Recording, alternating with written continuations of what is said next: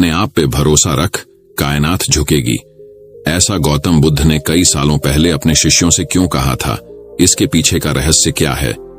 आज इसी रहस्य के बारे में हम गौतम बुद्ध की कहानियों के माध्यम से जानेंगे। तो बिना देर किए चलिए उन रहस्यमयी कहानियों की शुरुआत करते हैं। पहली कहानी। आज मैं एक आपके लिए ऐसी कहानी लेकर आया हूं जिससे सुनने के बाद आपके मन को भी शांति जरूर मिलेगी। एक बार एक व्यक्ति बुद्ध भिक्षु से कहते हैं कि मुनिवर, मैं अपने ज्यादा सोचने की वजह से बहुत परेशान हूं, कृपा करके इसका कोई समाधान बताए। बुद्ध भिक्षु कहते हैं कि तुम अपने ज्यादा सोचने की वजह से परेशान हो। तुम इसलिए परेशान हो क्योंकि ना चाहते हुए भी तुम्हारे भीतर वह सभी विचार चलते रहते हैं जिनके बारे में तुम सोचना नहीं चाहते हो। यदि किसी व्यक्ति के अंदर अच्छे विचार चलते हैं तो वह ये कभी नहीं कहेगा कि मैं अधिक सोचने से परेशान हूं, तब वह कहेगा कि मैं चिंतन कर रहा हूं। चिंता और चिंतन में यही फर्क है। चिंता के समय व्यक्ति के मन में बस एक ही विचार बार बार चलता रहता है जिसके बारे में वह सोचना नहीं चाहता, लेकिन चिंता के समय व्यक्ति के अंदर एक अच्छे और सकारात्मक विचारों की एक लयबद्ध प्रक्रिया बन जाती है जो उसे आनंद से भर देती है।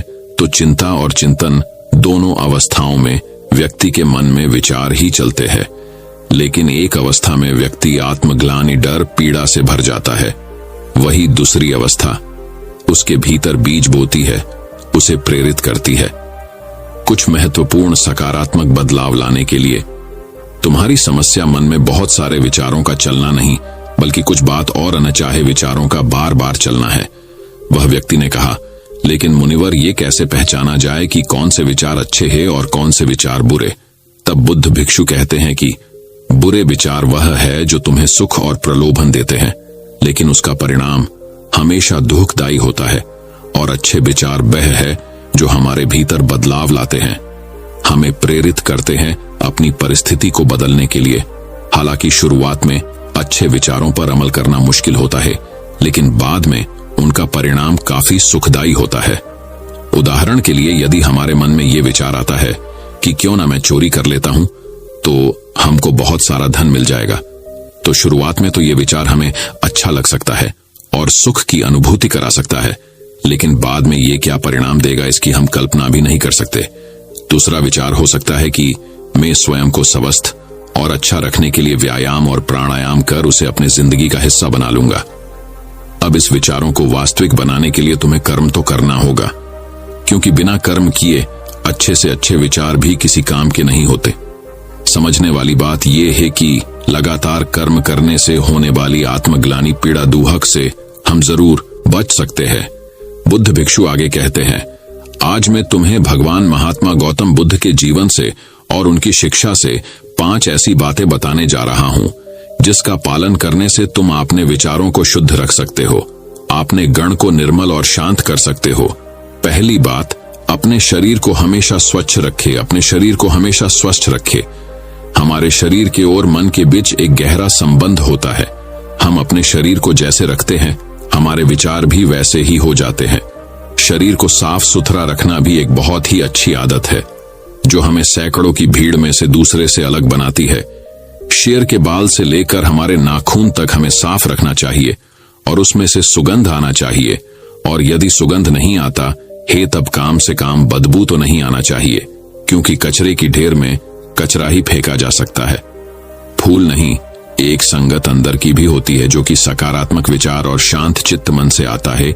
ये सुगंध उस व्यक्ति के पास से आती है जो भीतर से शांत होता है, और ये सुगंध स्वयं गौतम बुद्ध के शरीर से आती थी, और ये सुगंध इतनी मनमोहक थी कि जो हर व्यक्ति को गौतम बुद्ध की तरफ खींच लेती थी। जो भगवान बुद्ध संपर्क में आते थे, बुद्ध की मुख की शांति और शरीर की मनमोहक सुगंध से कोई भी व्यक्ति प्रभावित हुए बिना नहीं रह पाता था। दूसरी बात, अपने शरीर के अंदर की गंदगी को बाहर निकाले, यानी कि अपने शरीर को अंदर से शांत करो, और ये तब होगा जब आप शारीरिक तप करोगे, यानी कि हर रोज आप व्यायाम करो और समय समय पर उपवास करो। ये दोनों ही काम हमारे शरीर के अंदर जमी गंदगी और भीतर की चर्बी को साफ कर देते हैं, और शरीर भीतर से साफ और स्वस्थ होगा तब मन में उठने वाले गंदे विचार स्वयं दूर हो जाएंगे और उसकी जगह अच्छे और सकारात्मक विचार आने लगते हैं। अब देखते हैं महात्मा बुद्ध शरीर को स्वस्थ रखने के लिए शारीरिक व्यायाम कैसे करते थे। तो तो बुद्ध को बड़े बड़े राजा महाराजा पानी अपनी सभा पर भोजन करने के लिए आमंत्रित किया करते थे और महात्मा बुद्ध को लेने के लिए एक से एक रथ घोड़े भेजते थे ताकि वह आराम से आ सके। लेकिन महात्मा बुद्ध कभी भी इन सब का उपयोग नहीं करते थे। वह चाहे कितना भी लंबा रास्ता हो, उसे हमेशा पैदल चलना पसंद करते थे। वह हर जगह पैदल ही जाते थे। बुद्ध का कहना था कि व्यक्ति को यह शरीर परिश्रम करने के लिए मिला है, वह परिश्रम ना करके इस अभ्यास को खराब कर रहा है। पैदल चलने से शरीर को कष्ट होता है और जितना शरीर को कष्ट होता है उतना ही आपके शरीर के लिए अच्छा होता है, इसलिए शरीर से परिश्रम करवाए। तीसरी बात, उचित और सम्यक आहार। उचित और सम्यक आहार। भगवान बुद्ध कहते हैं कि जैसे व्यक्ति का आहार होता है वैसा ही उसका विचार हो जाता है, इसलिए व्यक्ति को हमेशा अच्छा आहार ग्रहण करना चाहिए। उसे कभी भी मांसाहारी और घृत आहार नहीं खाना चाहिए। उसे अपने भोजन में ज्यादा से ज्यादा जीवित चीजें शामिल करनी चाहिए, यानी कि ऐसा आहार जो सीधा प्रकृति से मिला हो और जिसमें जीवन हो, क्योंकि ऐसा भोजन आसानी से पच भी जाता है और शरीर में कोई भी गंदगी नहीं जमने देता। भोजन को हमेशा उचित मात्रा में ही लेना चाहिए। भोजन चाहे कितना भी स्वादिष्ट और हल्का क्यों ना हो, लेकिन उसे उतना ही ग्रहण करे जितना आपकी आवश्यकता हो। अधिक मात्रा में भोजन कभी भी नहीं करना चाहिए, क्योंकि अच्छी चीज भी अति मात्रा में लेंगे तो हमें नुकसान करती है। इसलिए जब भी भोजन करे तो हमेशा हल्का पेट खाली रखो और थोड़ा सा कम खाने की कोशिश करो। ऐसा करने से तुम्हारे शरीर में बीमारी नहीं होगी। रात के समय में हमेशा हल्का और कम भोजन करें ताकि आप जो खाना खाएं वह आपकी ऊर्जा उसे जल्दी पचा सके और तुम्हारी आंतरिक शरीर को सफाई और मरम्मत कर सके। जब महात्मा बुद्ध किसी के यहाँ भोजन करने के लिए जाते हैं तो वहां के लोग महात्मा बुद्ध के लिए तरह तरह का अच्छा खाना उनकी पात्र में देते हैं, लेकिन महात्मा बुद्ध अपने पात्र में से उतना ही खाना खाते हैं जितनी उन्हें जरूरत होता है। महात्मा बुद्ध कभी भी अधिक खाना नहीं लेते और ये शिक्षा अपने शिष्य को भी देते हैं। भोजन पेट भरने के लिए किया जाता है, न कि मन भरने के लिए। यहाँ समझने वाली बात एक और है कि यदि तुम स्वादिष्ट भोजन के शौकीन हो तो उसे अचानक से खाना भी बंद मत करो, बस उसकी मात्रा थोड़ा कम कर देना, यानी खाना ना ज्यादा ना कम। चौथी बात, अपनी संगत का खास ध्यान रखो। संगत का अर्थ उन लोगों या उन दोस्तों से नहीं है जिनके साथ आप रहते हैं और समय बिताते हैं, बल्कि इसका अर्थ हर उस चीज से है जिसको आप अपनी इंद्रियों के साथ ग्रहण करते हैं। जैसे कि हम किन लोगों के साथ रहते हैं, क्या देखते हैं, क्या सुनते हैं, किससे बात करते हैं इत्यादि। जब महात्मा बुद्ध ने यह निश्चय कर लिया कि उन्हें भीतर की यात्रा पर निकलना है तो उन्होंने स्वतः हर चीज को छोड़ दिया जो उन्हें लगा कि उनकी यात्रा में बाधा बनकर आ रही है। इससे हमें यह सीखने को मिलता है कि हमें अपने लक्ष्य को प्राप्त करने के लिए अपनी आरामदायक अवस्था से बाहर निकलना पड़ेगा और उन लोगों और वह चीजों को भी छोड़ना पड़ेगा जो आपके लिए छोड़ना मुश्किल होता है। जब सिद्धार्थ बुद्ध नहीं बने थे, अपने प्रश्न की खोज में थे, तब उन्हें कई राजा महाराजाओं ने आमंत्रण दिया था कि वह महल में आकर रहे और वहां उन्हें कोई भी परेशानी नहीं होगी। गर्मी सर्दी बरसात सबसे बह बचकर रहेंगे और आपको सभी प्रकार की सुख सुविधाएं दी जाएंगी। लेकिन सिद्धार्थ ने यह स्वीकार नहीं किया, क्योंकि वह जानते थे कि उन्हें भीतर की यात्रा करनी है और वह किसी ऐसे व्यक्ति के साथ नहीं रह सकते जो बाहर की यात्रा कर रहा था, और वह सभी राजा महाराजा इस बाहर की यात्रा में व्यस्त थे और ऐसे लोगों की संगति करने का कोई मूल्य है। यहाँ सीखने वाली बात यह है कि हमें ऐसे इंसान के साथ संगति नहीं करनी चाहिए जो हमारे लक्ष्य के बीच बाधा बनकर खड़ा हो, फिर वह व्यक्ति चाहे कितना भी धनी शक्तिशाली बलवान बुद्धिमान क्यों ना हो। आगे जाकर बुद्ध ने अपने गुरु को भी छोड़ दिए जब उन्हें यह महसूस हुआ कि उनकी संगति उनकी लक्ष्य में बाधा बन रही है। यहाँ समझने वाली बात एक और है, ऐसा जरूरी नहीं कि जो संगति पहले से आपके लिए अच्छी है वह बाद में भी हो। समय और लक्ष्य के अनुसार अपनी संगति को भी बदलना चाहिए। अपने प्रश्न की उत्तर की खोज के दौरान सिद्धार्थ ज्यादातर उन लोगों के साथ अपना समय बिताते थे जो उनकी यात्रा में सहायक हो। पांचवी बात, अच्छा सुने और अच्छा देखे। अच्छा सुने और अच्छा देखे। तुमने जो भी सीखा उसे अभ्यास में लाओ। तुमने ध्यान साधना के बारे में सुन लिया, लेकिन यदि उसे अपने जीवन में उतारा नहीं तो उसे सुनने का भी कोई लाभ नहीं होगा। अच्छा सुनने और अच्छा देखने के कारण भी लोगों के जीवन में बदलाव नहीं आ पाता, क्योंकि वह व्यक्ति अच्छे देखते सुनते तो है, लेकिन उन चीजों को आपने जीवन में रूपांतरित नहीं करते और बस शिकायत करते रहते हैं। इसलिए जो भी आपने सीखा है उसे अपने जीवन में उतारो। महात्मा बुद्ध की एक खासियत थी कि जो भी उनके गुरु उनको सिखाते वह तुरंत उस पर काम करने लगते थे। वह कल पर काम नहीं छोड़ते थे। इससे उन्हें उसी समय ये पता चल जाता था कि कौन सी चीज काम की है और कौन सी नहीं। इसलिए जो भी सीखा है उसे कर्म के द्वारा व्यक्त करो। एक बार और, बहुत लोग काम वासना को बुरा समझते हैं, लेकिन काम वासना का विचार आना गलत नहीं है जब तक तुम उसके प्रति विचार नहीं करते। काम वासना का विचार उठना उतना ही स्वाभाविक है जितना भूख लगने पर भोजन का मन करना। इसलिए काम वासना के विचार को गलत मत समझना। इंसानी विचार को आगे बढ़ने के लिए इस विचार का उठना बेहद जरूरी है। सबसे पहले तो तुम ये निर्णय करो कि तुम्हें काम वासना में लिप्त होना है या इससे ऊपर उठना है। यदि काम वासना में लिप्त होना है तो पूरी तरह से अपनी जिंदगी बर्बाद करते जाओ। तो दोस्तों, इन 5 बातों को अपने जीवन में अपना लो, फिर देखो तुम्हारे जीवन में अच्छे विचारों का एक चक्र बन जाएगा और फिर चाहकर भी तुम्हारे मन में बुरे विचार नहीं आ पाएंगे जब तक कि तुम इन आदतों को दोबारा छोड़ ना दो।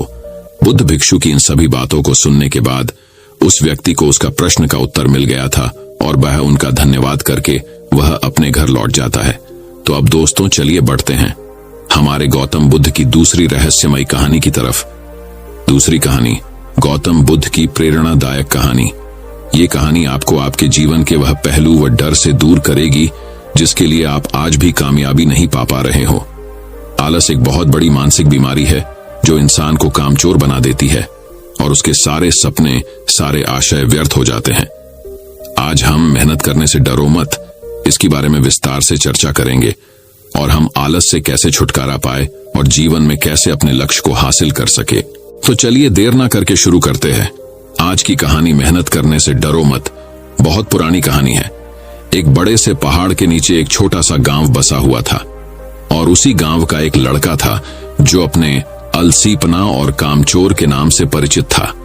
उस गांव के सभी लोग उसे आलसी और कामचोर के नाम से ही पुकारते थे। वह लड़का पूरा दिन गांव के पीछे एक पेड़ के नीचे बैठा रहता और बैठे बैठे अपने आने वाले भविष्य के बारे में अच्छे अच्छे सपने देखता रहता। वह लड़के के दिन ऐसे ही आलस में गुजर रहे थे। अचानक एक दिन उस गांव में एक बुद्ध भिक्षुक आया और वह बुद्ध भिक्षुक अगले 3 दिनों तक उसी गांव में रहने वाले थे। बुद्ध भिक्षु सारा दिन उसी गांव में भिक्षा मांगा करता था और गांव के लोगों को अच्छा अच्छा उपदेश देता था। और जब रात होती थी तब गांव के पास में एक बुद्ध मठ में विश्राम करता था। बुद्ध भिक्षु प्रतिदिन जब गांव में भिक्षा मांगने जाते थे और भिक्षा करके वापस लौटते थे तब उस आलसी लड़के को उसी पेड़ के नीचे कभी बैठा हुआ और कभी लेटा हुआ देखता था। बुद्ध भिक्षु ने लगातार 2 दिन उस लड़के को उसी पेड़ के नीचे उसी हालत में देखा। ये देखने के बाद बुद्ध भिक्षु समझ गए थे कि बहलट डाच का मानसिक आलस्य का गुलाम बन चुका है। तीसरे दिन जब बुद्ध भिक्षु गांव से भिक्षा करके जब वापस बुद्ध मठ में लौट रहे थे तब बुद्ध भिक्षु ने देखा कि वह लड़का अभी भी उसी पेड़ के नीचे बैठा हुआ है। और ये देखने के बाद बुद्ध भिक्षु से रहा नहीं गया। वह तुरंत उस लड़के के पास गया। बुद्ध भिक्षु ने उस लड़के से कहा, बेटा, तुम्हारे लिए मेरे पास एक छोटा सा काम है। मैं चाहता हूं तुम उस पहाड़ी की चोटी तक जाओ और वहां से मेरे लिए एक पंख लेकर आओ। उस लड़के ने बैठे बैठे अपनी गर्दन घुमा के और उस पहाड़ की ऊंची चोटी की तरफ देखा और उसके बाद बुद्ध भिक्षु से कहा, यह काम मुझसे नहीं हो पाएगा क्योंकि वहां तक जाने के लिए मुझ में उतनी ताकत नहीं है। बुद्ध भिक्षु ने कहा, मुझे जिस पंख की तलाश है वह उस पहाड़ी की शिखर पे भी नहीं मिलेगा। वह पंख उस पहाड़ी की दूसरी तरफ एक गुफा के अंदर मिलेगा और उस पंख को हासिल करने के लिए उस पहाड़ी की शिखर तक चढ़ के दूसरी तरफ नीचे उतरना पड़ेगा। बुद्ध भिक्षु ने कहा, वह पंख कोई साधारण पंख नहीं है। तुमने उस पंख को आज तक कहीं भी नहीं देखा होगा। वह पंख बहुत ही अनमोल, दुर्लभ और बहुत ही सुंदर पंख है। बुद्ध भिक्षु की इस बातों को सुनकर उस लड़के के मन में उत्सुकता जागी क्योंकि वह लड़के ने आज से पहले से पंख के बारे में आज तक नहीं सुना था। और ऐसे दिलचस्प सफर के बारे में सोचकर अंदर से एक प्रेरणा जगी और उस लड़के ने कहा, मैं आपके ये दुर्लभ पंख में लेकर आऊंगा। ये कहने के बाद वह लड़का बिना कुछ सोचे सफर में चल पड़ा। वह सफर बहुत ही कठिन था क्योंकि पहाड़ी के रास्ते के उतार चढ़ाव में वह लड़का जल्दी ही थकने लगा। उस लड़के की सांसें फूलने लगी और शरीर से काफी पसीना बहने लगा, लेकिन वह हार नहीं माना। वह पहाड़ी के ऊपर चढ़ता ही गया। जैसे जैसे वह ऊपर चढ़ने लगा वैसे वैसे उसे जोश आने लगा, जो आज से पहले कभी भी वह ऐसा जोश महसूस नहीं किया था। बहुत कोशिश और कड़ी मेहनत के बाद जब वह लड़का आखिरकार उस पहाड़ी की शिखर तक पहुंचा, तब वह बहुत ही थक चुका था, लेकिन वह लड़का बहुत ही खुश था। उसे अंदर से आत्मसंतुष्टि का एहसास हो रहा था और उसके चेहरे पे एक अलग ही मुस्कान थी। वहां से प्राकृतिक सौंदर्य को देखकर वह और भी मुग्ध हो गया था, लेकिन उसे पहाड़ी की दूसरे ओर उतरना था और उस गुफा को ढूंढना था जहां बुद्ध भिक्षु ने पंख के बारे में बताया था। नीचे उतरना और भी ज्यादा कठिन था, क्योंकि नीचे की तरफ ढलान ज्यादा खड़ी थी। पहाड़ी पे चढ़ने के वक्त वह लड़का बहुत बार लड़खड़ाया और गिरा भी था, इसलिए उसके अंदर एक डर भी था। लेकिन वह बुद्ध भिक्षु को पंख लाने का वादा जो किया था, इसकी वजह से बहुत कोशिश और कड़ी मेहनत के बाद आखिर वह उस गुफा में पहुंच ही गया। जब वह गुफा में पहुंचा तो देखा कि वह पंख गुफा के अंदर ही पड़ा हुआ है, जो गुफा में आ रहा रोशनी से चमक रहा था। उसने पंख को अपने हाथों में लिया और पंख की सुंदरता को देखकर आश्चर्य हो गया, क्योंकि वह ऐसा पंख आज तक नहीं देखा था। वह काफी देर तक उस पंख को देखता रहा और अचानक उसे याद आया, उसे वापस भी जाना है। वह पूरी तरह से थक चुका था। वह सोच में पड़ गया कि वह फिर से उस पहाड़ पर कैसे चढ़ेगा और ये पंख बुद्ध भिक्षु तक कैसे पहुंचाएगा। एक पल के लिए वह बहुत ही उदास और हार मान लिया था, लेकिन उसे वह आत्मविश्वास और गर्व की भावनाएं याद आ गईं, जो उसने वह पहाड़ी की शिखर पर महसूस की थी। उसे एहसास हुआ कि उसे दोबारा ये सफर करने की ताकत और मनोबल है। वह पंख लेकर दोबारा पहाड़ी पर चढ़ने लगा। उसे बहुत तकलीफ हो रही थी। उसका पूरे शरीर की मांसपेशियों में दर्द हो रहा था, पैर कांप रहा था, सांसें फूल रही थीं। वह कई बार लड़खड़ा के गिर भी पड़ा, लेकिन उसने हिम्मत और आत्मविश्वास से आगे चल पड़ा और वह हार नहीं माना। बहुत कोशिश और कड़ी मेहनत के बाद जब वह बुद्ध भिक्षुक के पास पहुंचा और हाथों में उस पंख को रखा, तो उसको बहुत ही खुशी हुई। उसे संतुष्टि थी कि वह आज आलस को खत्म करके एक महत्वपूर्ण काम करके दिखाया। उसके चेहरे पर रौनक और खुशी देखकर बुद्ध भिक्षु ने कहा, मैं तुम्हारी सफलता में बहुत ही खुश हूं। आज तुम्हारे तुम्हारी जीवन का एक बहुत ही महत्वपूर्ण काम सीखा है और आलस बहुत बुरी चीज है, जिसे स्वीकार करना नहीं चाहिए। आलस एक आदत है जो इंसान की मानसिकता के ऊपर हावी होती है। उसे दूर करना होगा। आलस जीवन में सफलता पाने में सबसे बड़ी बाधा है, इसलिए तुम्हें आलस को तोड़कर तुम्हें एक पहला कदम उठाना ही पड़ेगा। अपने उद्देश्य की ओर चलना ही पड़ेगा और तब तक चलना पड़ेगा जब तक तुम अपने लक्ष्य को पूरा नहीं कर लेते। लड़के ने बुद्ध भिक्षु की बात की गहराई और महत्व को समझते हुए हाँ में अपना सिर हिला दिया। उसे आज एहसास हुआ कि वह हमेशा से ही कठिन और महान चीजों को करने में सक्षम था, लेकिन उसकी आलसी मानसिकता ने उसे रोक रखा था। अब उसे अच्छी तरह से पता चल गया था कि दुनिया के कोई भी कठिन कामों को करने के लिए उसके पास ताकत और मानसिक दृढ़ संकल्प है। उसके बाद बुद्ध भिक्षु ने वह लड़के को आशीर्वाद दिया और वह गांव से चला गया। तो इस कहानी से हमें यह सीख मिलती है कि जब हमें कोई काम असंभव लगता है और अपने लक्ष्य को हासिल करने के लिए जब हम खुद आगे बढ़ते हैं, तब हम अपने अंदर एक ऐसी ताकत और आत्मविश्वास की खोज करते हैं जिसके बारे में हमें पहले से कभी भी पता नहीं था। आलस पे छुटकारा पाने के लिए हमें खुद को चुनौती देनी चाहिए और बड़े बड़े महत्वपूर्ण लक्ष्य बनाने चाहिए। चाहे वह लक्ष्य कठिन क्यों ना हो, हमें हमेशा आगे बढ़ना चाहिए और असफलता का सामना करने के लिए अपने को अंदर से और भी मजबूत होना चाहिए। आलस के ऊपर छुटकारा पाने का मतलब मानसिक विकास को विकसित करना है। इसका मतलब चुनौती और असफलताओं को विकास और कुछ अच्छा सीखने की अवसर में देखना और ना कि हार मानने के रूप में देखना। विकास की मानसिकता को अपनाकर अपनी असफलताओं के बारे में सोचकर एक नया रूप दे सकते हैं और हमारे गलतियों का सुधार उसे सीखने में उपयोग कर सकता है। और अंत में हमें अपने आलस पर काबू पाने के लिए अपनी ऐशो आराम को छोड़कर जीवन की चुनौती और अवसरों को स्वीकार करना ही पड़ेगा। तो दोस्तों, चलिए बढ़ते हैं हमारी गौतम बुद्ध की तीसरी कहानी की तरफ। तीसरी कहानी, अप दीपों भव। महात्मा बुद्ध ने कहा है, अप दीपों भव, जिसका मतलब होता है कि अपने दीपक खुद बनो।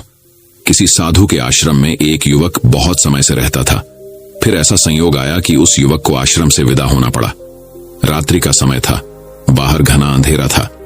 युवक ने कहा, रोशनी की कुछ व्यवस्था करने की कृपा करें।